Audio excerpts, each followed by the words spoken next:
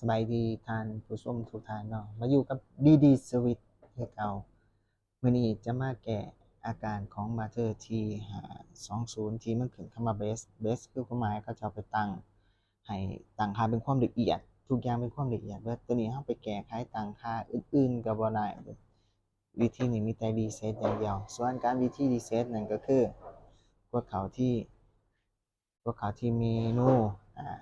กดเลื่อนขึ้นไปหาเลข7เนี่ย7แล้วก็กดโอเคใช่ไหมแล้วก็กดอันที่2เดือนลูกศรลงมาเป็นอันที่2คำว่ารีเซ็ตแล้วก็กดโอเคตัวนี้เขา Machine Reset ก็กดโอเค1ครั้งกดโอเคอีก1ครั้งเพิ่นบอกว่า Reset บ่ถ้า Reset ให้กดลูกศรตัวนี้ขึ้น1ครั้งปึ๊บแล้วก็กดโอเคกด Yes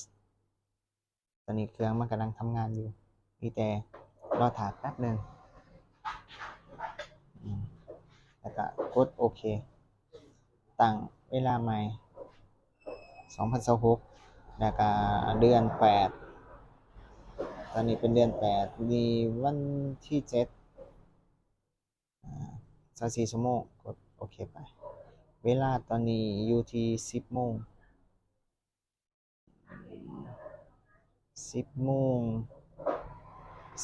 41นาที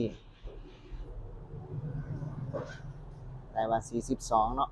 42นาทีเดี๋ยวก็ทุกอย่างมันจะกลับเข้ามาคือเก่า